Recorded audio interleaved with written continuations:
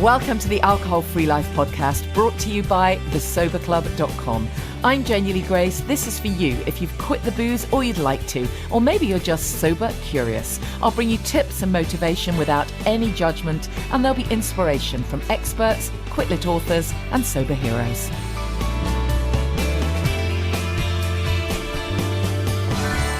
Hi, and welcome to the Alcohol Free Life podcast, which I've just discovered is in the top 5% of all global podcasts. That's kind of cool, isn't it? Absolutely no idea what it means, but it's a nice stat to discover. So a very big thank you to you for listening and for listening consistently. I suppose that's the thing, really. I do this week in, week out. I've never had a break. I've actually never had a break from the podcast. But I really love it because I'm so lucky to get amazing guests and have brilliant people to chat to and lovely listeners. So thank you so much for listening to this podcast every week. And for those of you who are going back through the archives, it's really nice of you to do that and to let me know what you think of it as well. So I get some really nice messages. So thank you. Great response to last week's podcast, which was a little bit different. It was really just me sharing some thoughts around the importance of feeling aligned and how you can raise your vibration, and had a really good talk at the Mind Body Spirit show where I was sharing some of this stuff and talking about the importance of just kind of making sure that you're vibrating at a higher frequency, as it were. And that sounds ridiculous if you're not used to that kind of language, but it's true. Everything operates at a frequency, and low frequency vibrations are fear and anger and guilt and depression. And alcohol, that definitely vibrates at a low frequency. So anyways, it was really good to do the Mind Body Spirit show and get to meet a couple of Sober Club members who came along to see me there. So that was really good. And I hope you had a good bank holiday last weekend. And, I did mention in the Sober Club, just because it's holiday time, just because the sun might strain itself to shine, it doesn't mean that you need alcohol. It's all about changing those ridiculous kind of neural pathway settings, isn't it? And just forming new ones, helping us realize that we can absolutely align and focus on what it is we want rather than what we've always had. And that phrase, if you do what you've always done, you'll get what you've always gotten. Really very true. So coming up, just to let you know what's coming up, we've got our meetup with Claire Pooley is our special guest. I'm so thrilled that Claire is going to do this for us because she's a busy gal at the moment. So make sure, if you haven't already, that you pre-order her novel, How to Age Disgracefully. It's really fantastic. I'm really grateful that I got an early copy, and it's so good. So Claire is my guest at our Sober Club meetup and Alcohol Free Life podcast live. It's not really live, but we record it and then I'll play it to everybody. But if you get the chance to come and meet us, it's really good. So that's on July the 2nd. I think there are still some tickets left. You'll have to go to thesoberclub.com, click on events, and you'll see there, click through and see if there's any tickets left. It's in London, July the 2nd in the evening. So it'd be amazing to see you there. We will put another one of those events on not too long after as well. So if you can't make that one, we'll have another one sorted very soon. Before that, for those people, I realise this is not everybody, but for those people interested in sober coaching, holistic sober coaching, or just in understanding and laying the foundations of all the basics around holistic sobriety, then I've got a free webinar, What Does It Mean to Be a Sober Coach? And that's on the 19th of June. So you're very welcome to come along to that. If it's something you've been thinking about, there's absolutely no pressure whatsoever. It's not a sell. It's literally just to share some thoughts and ideas, because so many people do find that when they've quit the booze, they start to have all these amazing ideas. They start to have more clarity. They start to feel better. They start to feel a greater sense of energy and purpose, and often a sense of wanting to give back and wanting to support other people. And of course, once you are sober and you've properly stepped into your sober shoes, it's amazing how people are attracted to that energy. It's that kind of, I want what she's having. So we find that people do come to us, and it's obviously going to be very beneficial if you've got the training and the real understanding and the authenticity of knowing how to support other people. So anyway, I appreciate that's not for many of you, but there could be someone listening who that's appropriate for. So again, just go to thesoberclub.com and click on events and you'll find that there. We will be putting another Constellations date in place later on in the summer. I haven't forgotten about that. I'm also going to be a guest speaker at a retreat at Homefield Grange Spa. Very much looking forward to that, and looking forward to planning a retreat there at some point in the future. So that's super exciting. And there'll be more to come later on in the year. Just to mention, by the way, that I do have a book coming out in October. Don't worry, I'm not going to mention it every single week. I'll drive you bonkers, won't I? But I've got a book coming out in October. It's my memoir, so all the stuff, all the years. It's been a fun ride writing it, actually, and gathering all this stuff together. And going in the attic and finding all these amazing photos that I had literally completely forgotten that I had. Oh my goodness, just amazing pictures, really. Gosh, I'd forgotten, probably because I was drinking. Actually forgotten a lot of this stuff, I really had. So so hopefully that's going to be a fun read, or particularly for those of you who are old enough to remember the 80s and the 90s, or maybe you find that era fascinating. You might like the book. It's called From Wham to Woo: A Life on the Mic. And I'm going to be doing a tour of kind of bookshops and festivals. So there's a couple of dates in place already. I'm going to be doing the Wantage Festival in Oxfordshire. That's in October. And then November the 16th, I've just been booked to do the Louder Than Words Festival in Manchester. So super excited about those two events. And there's a few others as well being put in place. And I would really love to turn this into a little tour of the UK, because I never get a chance to meet podcast listeners and Sober Club members, or at least not enough of a chance. So I want to turn it into a little tour. So if you have a great bookshop, independent bookshop maybe, or a Waterstones, or somewhere with a cafe, or somewhere that hosts events, then get in touch, and maybe, I can come and do a book thing there, and we can have a meet up as well. So anyways, drop me a message if that's you, if that's your thing. Anyways, today, really delighted that my guest is Rory Kinsella, a Vedic meditation teacher and sober coach who's based in Sydney, Australia. And I heard about Rory's work, and I just thought, this is just fascinating. Again, a lot of the things that Rory's experienced in his life, I absolutely have in common with him. He was also a hard drinking musician and a journalist. He quit alcohol in 2017, and now he has what he calls his Wise Monkey Way online programs.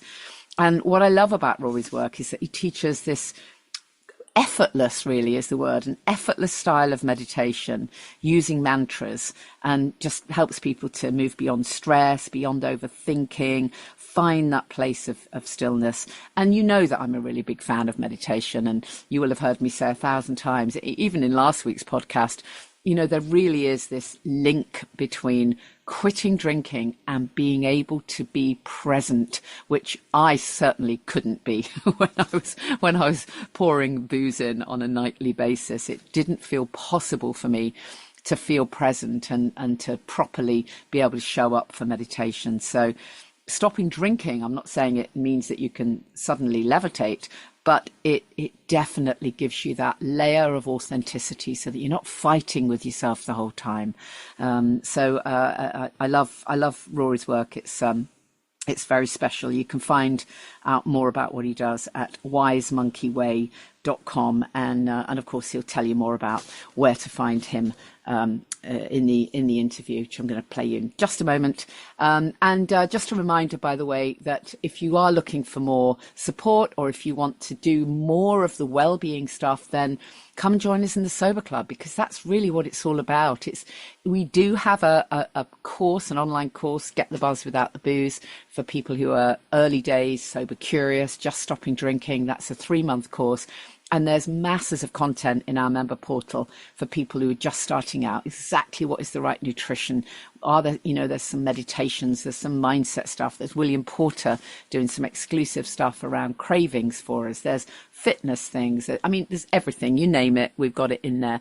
But there's also a load of stuff for people who are a long way down the line and they quit drinking years and years ago, but now they're focusing on other stuff, personal growth, well-being, and we have just a huge library of content. So it really is the place to come if you're interested in the whole well-being through sobriety process. You want that whole well-being, personal growth picture, but of course it needs to be underpinned by sobriety. So check it out. It's thesoberclub.com. It's very low cost, very high value. I would say that, wouldn't I? But it is.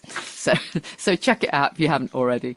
And if you don't want to join the Sober Club, but you just want to support the podcast, then that's so appreciated. You can just go to buymeacoffee.com/Janey Lee Grace. We're talking the very fascinating topic of meditation and where it meets sobriety.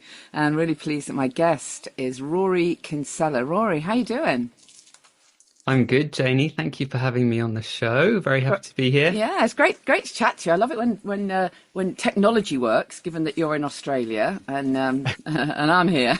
Tell us a bit about you, because you've obviously got a fantastic career now as a meditation teacher, a sober coach, and obviously a musician, as I can see from your background. But yeah, take us right back and tell us a little bit about your background. Well, just firstly, I would love if my career was music. Let's just put that out there. You can manifest that. Yeah, well, not too old at 46, hopefully. So winding back the clock, I guess speaking about music, so my ambition was always to be a musician. That was my kind of goal, growing up in Bristol. And I guess as we're talking about alcohol, my first encounters with alcohol were quite early. So I was thinking earlier about how do I talk about this, because there's so many different ways to talk about it. But I think for me, it was I'm naturally an introvert, only slightly introvert, but on the introvert side. And what I discovered early on about alcohol was that it had this amazing effect of letting me be more extrovert. And I've always been a bit of an overthinker. So in social situations, I would be thinking, oh, what's this person think of me? Or what does that person think of me? Or did I say something stupid? And my first experiences with alcohol showed me that, I could switch that part of my mind off. So I was like, this is age. I first got drunk when I was 12 and then regularly going to the pub at 15, 16, as we do in the UK. And I was like, this is brilliant. Why, why wasn't I told about this before? Because I think it's always important to recognize that people go into alcohol, they start drinking for positive reasons. And as a meditation teacher now, I always like to emphasize that people have this positive intention going on, and it's often that they're using it as some kind of wellness technique. They're using alcohol as a wellness technique. So either like me in my early days when it was about coping with social anxiety or being more extrovert, or a bit further down the line. So to weave my story into this, I was a wannabe musician in my teens, went to uni, completely forgot about it as I got drunk for 3 years. Then on my graduation week, I was lucky enough to bump into a friend who was in a band, and I was like, great, congratulations. I hear you got signed to a record label. And they were like, yeah, we did, but our bass player has left. And I was like, but if you could see the video, you could see I have 4 bass guitars in the background. So I was like, brilliant.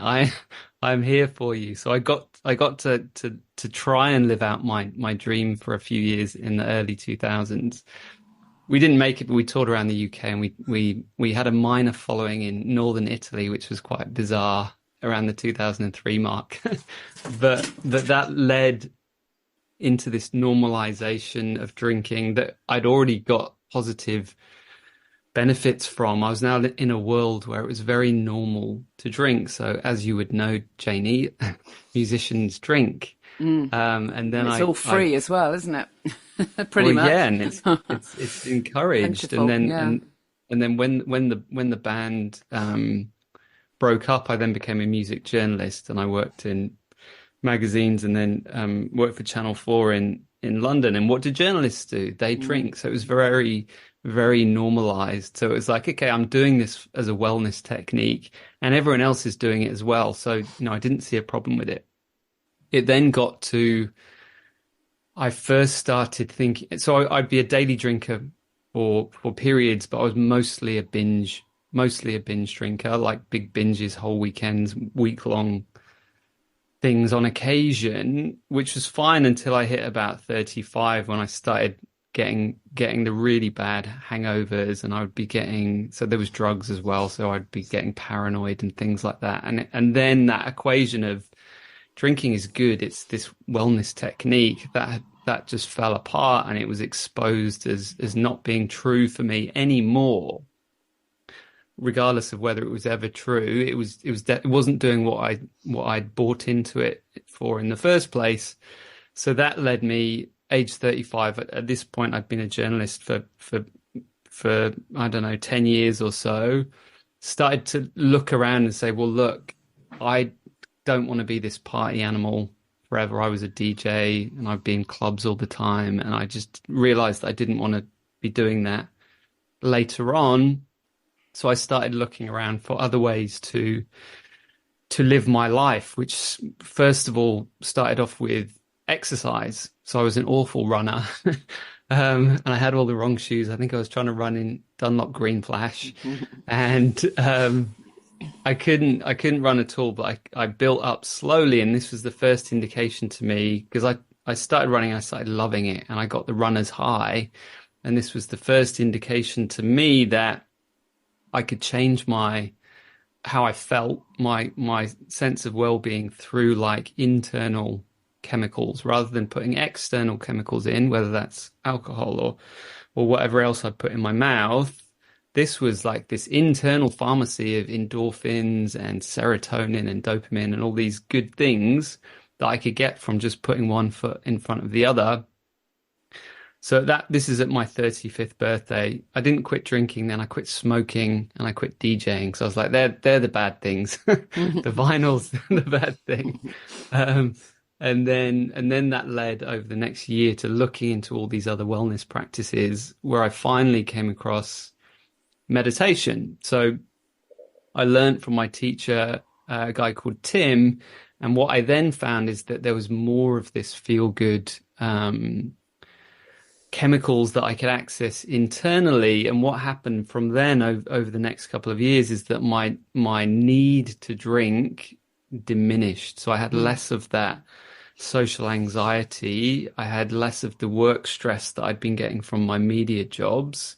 And I didn't give up straight away, but I had that much more freedom around not having a rubber arm and not feeling like I needed to fit in at every, whenever anyone else wanted to have a drink.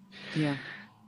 So then meditating for a couple more years, becoming a teacher, and then having the clarity to just say, hey, it's going to be easier for me, because even during that period, I was still binging like less and less, but I just realized it was going to be easier for me. This is in 2017, just to not drink at all. So this all or nothing thing for me just became easier to do nothing. And then since then, I've been using meditation as a tool to help people with stress and plenty of other things, but specifically to drink less, by saying, look, there are many triggers for drinking, but the stressed version of you is much more likely to want to drink or to cave in or to make bad decisions than the non-stressed, calm, relaxed version of you. So that's what I've been doing for the last 5 or 6 years, is trying to get this message out there that meditation will help you to stick to whatever goals you set yourself, but specifically, because it's my story, any goals around stopping drinking. Yeah, I mean, obviously I'll talk much more about the meditation, but I'd just love to pick up on a couple of things, you said there. It is really interesting how, you're right. I mean, obviously you're framing it a slightly different way, but you're right. We do start drinking for, in inverted commas, the right, in inverted commas, reasons, in that we genuinely think it brings us something, don't we? I don't think anybody kind of starts drinking because because I mean, it is an acquired taste. We're not, most of us, when we take our first drink, we don't love it. We kind of get used to it, don't we? Because it's the done thing. But if we then carry, and I think probably most of us drink because it's there and it's expected of us at some level, and everyone else is doing it, and it's, why would you not? Particularly if you've gotten into your late teens. But then when you go back to it for those reasons, because you think, okay, well, that made me feel whatever, as you say, a bit more confident, a bit more extroverted, or whatever the thing is, that we think it does for us. But of course, the reality is the emperor's not really wearing any clothes, and actually it's just a depressant. So isn't it frustrating that there are more messages around that, for some of us before it gets too late? Because, I went through God knows how many years just genuinely thinking that, okay, well, this is my little vice, but it's a treat. It's a reward. It's the thing that relaxes me. It's what I genuinely need after a really busy day. And that's in our psyche, isn't it? As a culture, it's in our psyche. I suppose the alcohol industry is not going to tell us otherwise. Well, no, it's not. But I love so a few things that I love in that. One of them is the depressant. Like, I have a client who was mentioning this the other day. It's one of the big reminders that she gives herself about why she no longer drinks, is that alcohol is a liquid depressant. And whatever your need is in any situation, it probably isn't for a liquid depressant. Exactly. Right. But like you say, the reward, the limiting belief around it being a reward is very powerful, and it's one of the longest lasting ones. But linking that to this idea that it's, we're signing up because it has some benefit for us. Like, I like to talk about it in the way that, you can drink alcohol to manage stress. Like, it does, inverted commas, work, but in a kind of way that getting another credit card works to manage your debt. Yeah, like so it's just a quick fix of dopamine, effectively, isn't it? Yeah, and all the studies show that it makes you not, if you're looking to get relaxed, it makes you temporarily relaxed, but then it spikes all your cortisol and those stress hormones, so you're feeling worse the next day, which we obviously know in the clear case of a hangover. I've been lucky to be healthy most of my life, and 98 of the 100 times that I've felt the worst would be from self-inflicted hangovers. But it's still the case, even if you only have, 2 glasses of wine, it will still be making you agitated the next day. And then you get into this addictive cycle, because then you're feeling worse and you're looking for that. And then you need more of it to give you the high, don't you? Yeah. Yeah. It's a thing for sure. When I think, you're right, and I think back all the years I was drinking, I was kind of queen of health and well-being, and yet stepping around this huge elephant in the room, and exactly like you, the only times I was ever, in inverted commas, ill in any way were because of drinking. And it's funny because, if you eat something that's bad for you, you never eat it again, right? Or rather, if you eat something you're intolerant to or allergic to, it's like you would never eat that food. It's like, oh my God, no, don't give me a tomato, whatever the hell it is. And yet with alcohol, we do exactly the same thing the next day. I know. It's weird. It's weird. I was reading this quote the other day that I'd highlighted, it was from Elton John's autobiography. Yeah, it's and a great book. I love that. Yeah, he's talking about cocaine in this quote, but he says something like, the first time I took it, I puked. I was a complete mess. That should have been this very clear signal. This is not good for you. Yeah, exactly. Your body tries to tell you. And like you said, it's an acquired taste because we don't like it to start with. Yeah. apart from all those kind of sugary, you know, Alco Pops that we used to have in the God, yeah. Do you remember 90s. those? Oh, God, they were terrible.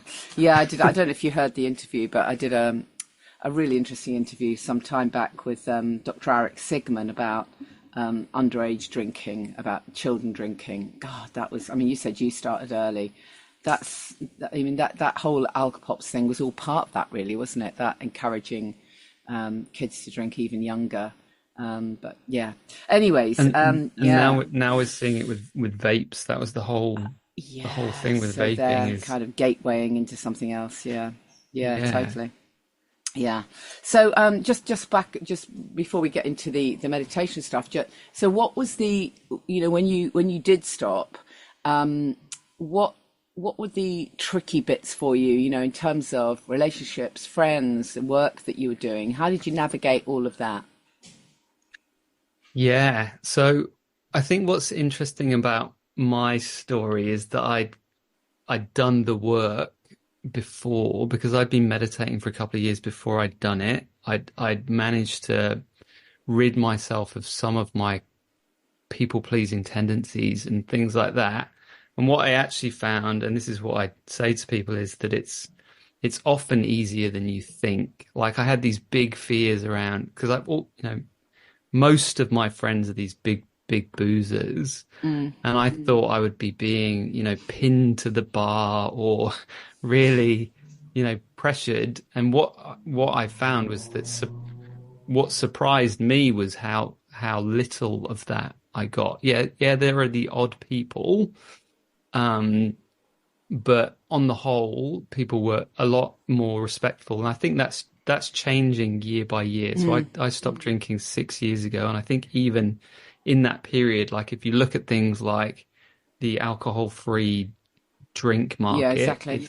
it's hugely Massive, yeah. grown, Yeah, and yeah. things like Dry January have grown. So it's getting easier and easier in that regard. I think for me it was, and what I still have to work on is that it was my social life. So it's having to rebuild like socializing that doesn't revolve around alcohol. And how tricky is that in Australia? Are you you're not quite as far ahead as we are in terms of that market of alcohol-free drinks, alcohol-free bars, are you? Or does it vary? Not whole alcohol-free bars. Like most places will have alcohol-free options. So you can do it. I've I've got a client she's very evangelical about it, and she will be saying, "Hey, you bar restaurant, why haven't you Yeah. got anything on your menu?" So it is easier. But then I think what I realized is and this is going back to my introvert extrovert thing. I don't like being in noisy pubs. Well, You yeah, know, that's so interesting you say that because I found a lot of people say to me that, I was convinced that I was really extroverted. I always thought that I was totally out there and a complete party animal. And actually, I've realized I'm really quite introverted and highly sensitive. And stopping drinking allows you to be who you really are. And you know what? That's okay. You can go to bed at 9 o'clock and still be a rock star. well, yeah. So it's part of that kind of reframing what I do, and that was in when I was 35 and I was having what I call my early midlife crisis. It was having to think, well, look, up from say 18 to 35, my identity was tied up in being a bit of a party monster. Yeah. My friends used to call me rock and roll Rory, and it was I did the club promotion and the DJing and things and being a musician. So when I decided that wasn't what I wanted to do anymore, there was a bit of a time where I was thinking, well, what am no, what am I here for? Yeah, no, there Um, definitely is. Who am I? I remember thinking yeah, that. Who am I then? It really is. You are it's like you're shedding a skin, isn't it? Because after all of the years, for me it was even more than you, that you've been a certain way. You've had a default position, and then you've literally got to go, oh God, I'm not even sure who I am anymore. I remember going to a kind of a lunch with the kind of thing when I was only a few weeks sober. And it's the kind of thing where normally I would have been, the loudest one there and constantly ordering the bottles and literally kind of dominated the whole goddamn conversation. And I think back now, it's just, I'm actually sort of cringe, like, oh God. but of course, I kind of sat there saying almost nothing, and it was like I was observing myself in this space, and I really didn't know who I was. It's a good thing. You have to go through that. You have to go through that to come back to who you really are. Which is sometimes a little bit different to what you thought you were. But you know what? I don't know anyone who doesn't like themselves more. Do you? Well, no, exactly. And what I found is that it was what I came back to was closer to where I thought than maybe I would have guessed. So when I've thought about, what my purpose was in my 20s, for example, if I wouldn't have thought this at the time, but if I think about it now, it would be something like I was helping people forget their worries on the dance floor, right? That was my role. And then if I think about what I do now, it's helping people overcome their worries through meditation. So it's a similar thing, but in a completely different medium. Yeah, absolutely. Which has been comforting for me to then be like, okay, I'm still vaguely doing the same thing, but in a much more appropriate way for where I am in my life and my in my 40s rather than my 20s. Yeah. And I think for a lot of people it becomes about finding how you can serve other people. Not that I've done 12 steps, but step 12 is about how do I start paying back? Yeah, absolutely. Yeah, and which is obviously what we're doing in the alcohol-free community by doing podcasts like you're doing and sober coaching, all those things. Exactly. Well, I think and also the more people that spread this message that you don't have to wait till you get to rock bottom. That's the key message, isn't it? Really, that life is better without alcohol, and the more people that spread that, I wouldn't have been stuck for so many years if I'd ever heard that ever. But I didn't ever hear it. I only ever heard, I had to get sober, and I'm okay. So there's that kind of thinking of, if I ever got to rock bottom, perhaps I might still be okay, although I couldn't visualize how.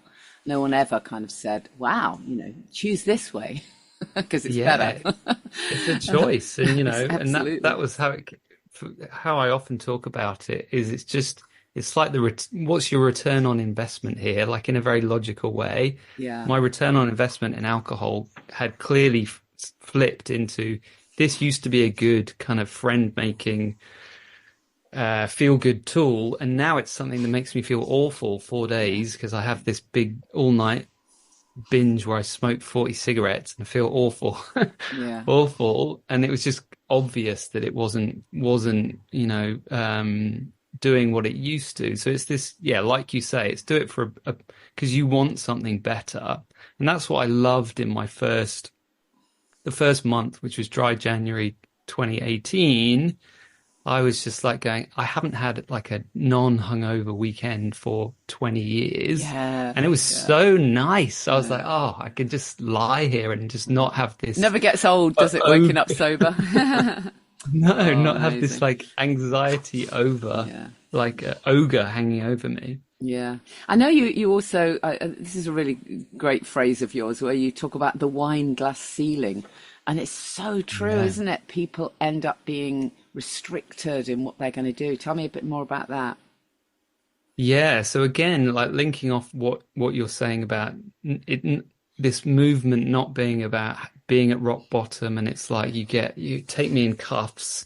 Like there's this scene from the book, A Million Little Pieces, where at the beginning he wakes up and he's on a plane, he's handcuffed to the plane seat and he's not got any teeth. And he's like, how did I get here? Like, that is rock bottom. I didn't have that experience. I'm more like, hey, look, there are positives in this. So like that quote you said. So I say, look, break the wine glass ceiling. So we have this self-imposed limitation in things like our career where, look, you're not achieving all that you could, your full potential. When I talk about this, I sometimes have the Maslow's pyramid, climbing Maslow's pyramid to the top where you're actually self-actualizing, which means you're fulfilling your full potential. You're probably not going to be doing that if you're drinking, consistently or a lot. because it's, it's a toxin, it's a poison. It is, you're using some of your resources to cope, to remove that from your system. So I'd like to say that, so look, it's not this negative motivation. So there's positive and negative motivation. Negative motivation being, all my teeth have been knocked out, or I've been arrested. Have to stop. Yeah. Yeah. Yeah. Whereas the positive is like, I could achieve more, I could have more presence with my family, or I could get to the next stage with my business or my career. That's a positive motivation. And I'm much prefer to help people come up with those kinds of ways of thinking. And like you say, just get the message out there that if you're feeling that alcohol's not working for you, then that's enough for you to change your relationship. And it doesn't mean, this is the other thing I say, is you don't have to commit for forever. I never committed for forever. I did 1 week, then 1 month, and then I said 100 days. Then I said 6 months, and then I stopped thinking about it. Yeah. But I still, I'm not promising that I'm never going to have a drink again, because there's no value in putting that pressure on myself or anyone putting that pressure on themselves. You just say, look, it wasn't working for me, and I've stopped for now, and I'm loving my weekends, relaxing without that hangover hanging over me. Totally.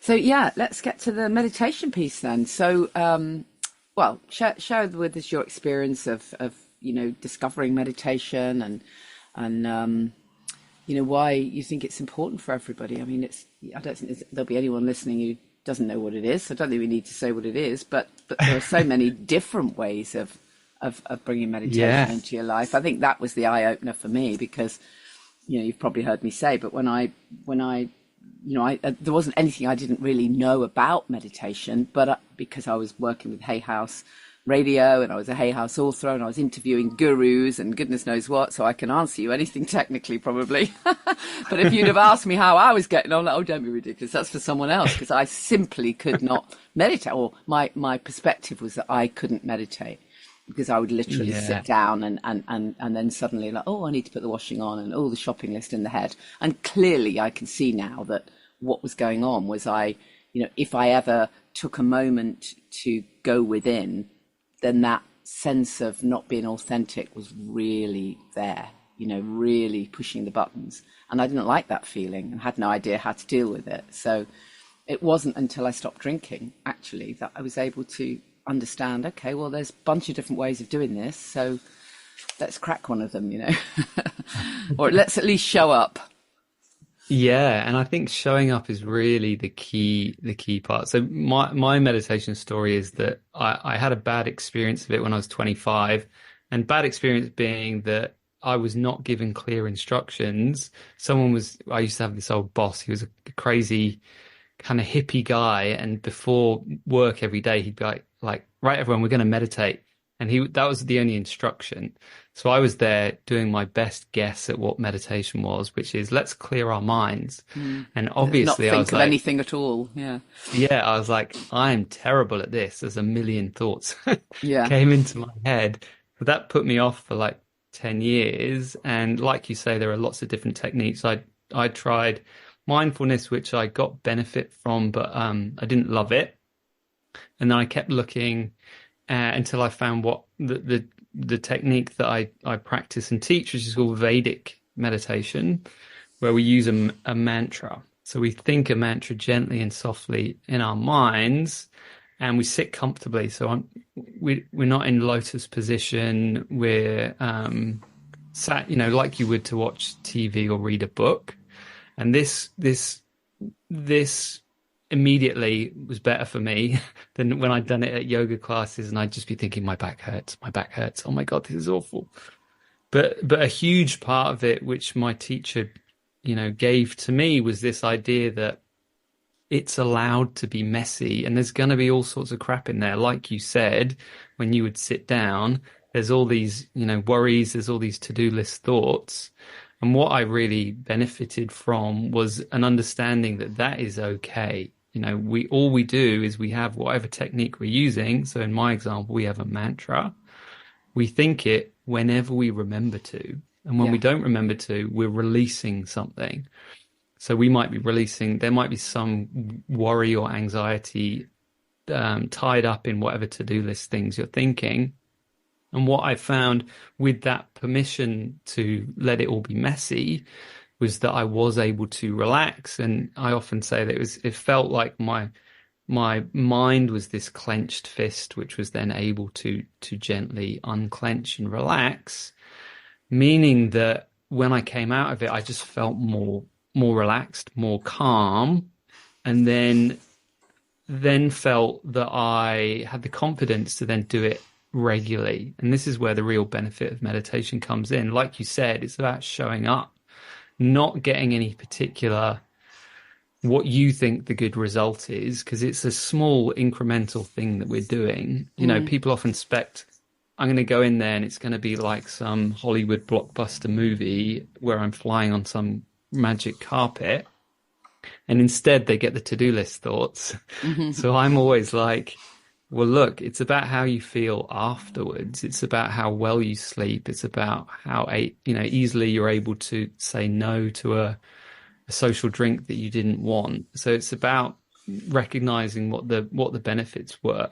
So among all these many different techniques, I just say to people, look around and find until you find one that you like, because otherwise, you're just going to be forcing yourself to do something. It's like eating your greens, like me forcing myself to have red cabbage or, broccoli, which I don't like, right? Instead of finding those vitamins in something else. Or stick it in a juice. Yeah, like you don't have to do, there's enough varieties out there to find one you like. And once I'd found this one that I liked using the mantra, it meant that I felt much more comfortable in my skin, which then linked to my reasons for drinking before, this kind of social anxiety, this overthinking and having to quieten my mind. I didn't have those symptoms, if you will. So if I was self-medicating with alcohol for these symptoms of being like a bit stressed or anxious or socially anxious, they fell away with the meditation. And then it was much more those social things, like my whole life was built socially around drinking, which meant it took a bit longer. Plus, I didn't have any kind of role model around that I knew who wasn't, I'm an alcoholic and I've been to rehab. Like there wasn't anyone like me and you who was saying, look, you don't have to hit rock bottom. Yeah. But it was really the meditation, which was the cornerstone, which one put me in this relaxed state where I wasn't feeling stressed, but then two gave me the mental clarity to be able to see more clearly. It's like my teacher used to give this analogy where it was like when you're stressed, it's like you're in the front row of the cinema and the screen's huge and it's all very overwhelming and you can just see, someone's hand, or you can see like a gun. And when we meditate, it's like we are able to go back 2/3 of the way in the cinema and get a nice clearer view, get more perspective, so that you can then make these connections like, oh, well, hang on, why do I feel terrible Monday to Wednesday? Or being able to have that perspective to say, which for me was able to say, well, look, it's going to be easier for me to completely cut it out here because I'm sick of this negotiation that I'm having to go through. And I had these crazy things of my earlier solutions when I was moderating were to not go out. Yeah. And then it was this revelation in 2018 in January that I could go out and not drink. The penny dropped. And I'd never, ever thought of that as a possibility for me, even though people obviously did it. But it was the clarity of meditating that then went, okay, well, one, I can do this, and two, I can let go, like we were saying before, let go of that old skin I've been wearing, like a snake slithering out of my leather skin and being okay. And I think this is also, it helps the fact that I don't live in the country that I grew up in. It's easier to shed your skin if you're moving or reinventing around. yourself. Yeah. Yeah, it's kind of easier because you don't have those older connections, but not to say that you can't do it wherever you are. But I think it was personally easier for me Yeah. because it was a bit more fluid.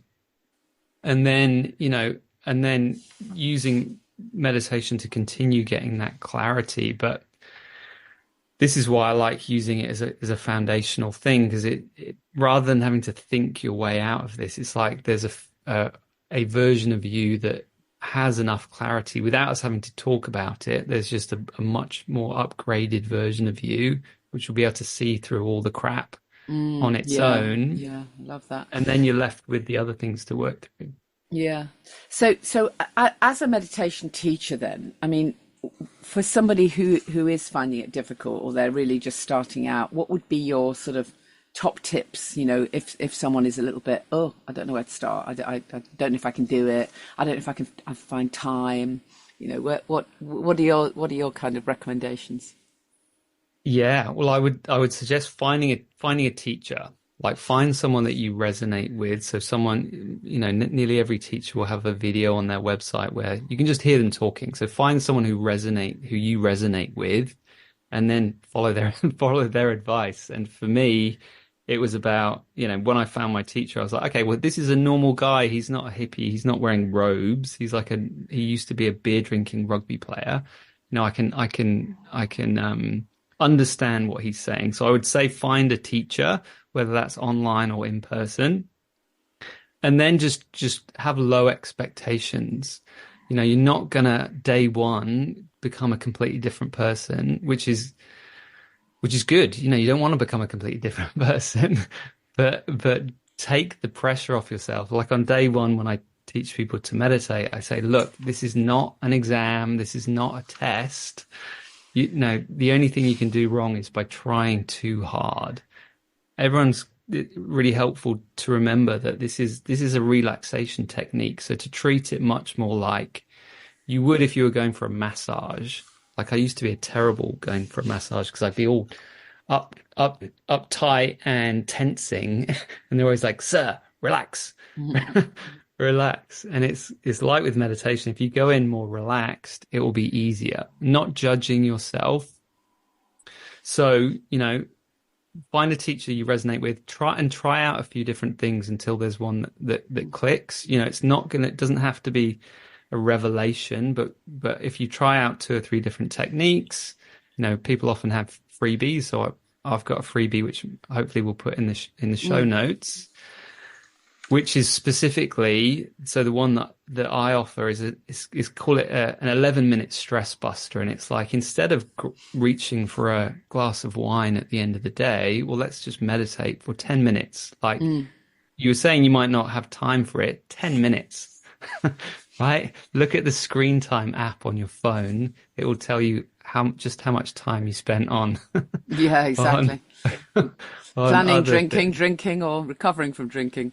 Yeah. Yeah, or even like, reading the news, which is making you angry, or, reading social media about things that people who disagree with you. There's lots of things where you can replace it with 10 minutes, 15 minutes, 20, like and do it a few times so that you start feeling the benefit. And after doing it a few times, hopefully you will notice, if you've got it set up with a good teacher where they're not, they're making that you're not failing and you're not to judge yourself, then you'll feel that benefit from yourself. Not by, can I control the experience or can I reach, nirvana, but did I feel calmer afterwards? And I'd specifically get drinkers to do it in that witching hour time. So for drinkers listening, do it at 5 p.m., do it at 6 p.m., and then see, well, do I feel slightly less like I need a drink? And that might last for an hour or 2 hours, but the version of you who has meditated is going to be less likely to need a drink. Like it will be less likely to need to, raid the biscuits or go on Amazon and, buy lots of things you don't need. Yeah, I love that. It's just, when we're in that kind of, I need something, give me something kind of mode, where we used to reach for a drink. You're right. If we can meditate then, you surf that urge, don't you, and just bring yourself back to balance. That's a really great tip. And the way that I think about it is, and this is a big truth in all the wisdom traditions, is that happiness can be found within, right? Which sounds like this bland, meaningless statement. But when you meditate, and this is lots of studies on this, you self-report being happier. You have found more of a contentedness. So the word that I use is contentedness. It's like it's not like nirvana or bliss or ecstasy. You're not jumping on the tables and dancing, but you feel content. Like we were saying, when you're sitting on the sofa non-hungover on the weekend, when you're content, it means that you don't need things to be different from how they are. And a drink is a good way of saying, I want things to be different from how they are. Totally, yeah, I love that. It's a really good point to bring out, because I don't think I had any idea what that word contentment meant, ever. I was always, I need everything bigger, better, faster, more, right now. And when I first kind of experienced that kind of contentment, it was completely new for me, completely new. And I suddenly realized why, people who don't drink just have that sense of balance. And amazing. That's such a good tip, to actually choose that to have a time of meditation in the witching hours, in the early evening or whatever it is for you. And that contentment doesn't mean that you have to have gone to the Himalayas and studied for 20 years to be a monk. You can do it in 20 minutes, right? And being open enough, like putting your preconceptions aside and saying, how did I feel before? How did I feel after? And it's likely to be a good, multiple tens of % more content. Yeah. And if you're more content, then you're going to be less needy. It's like you've fed your internal baby. Yeah. So you're going to be crying out, which alongside other things like, joining a sober community or removing alcohol from your house. Or I specifically say to people, find some healthier rewards, because, that crying baby inside, maybe they'll like a nice warm bath, or to watch like a guilty pleasure rom-com, or, to have some chocolate. And that's enough. That gives you the tick of, look, I deserved something. I've had a shit day. Here it is. Right. Yeah. But I always say, well, put that meditation in first, because that is just going to make you much more content in this not hippy dippy, not crazy way, just in a very real way. Yeah, totally.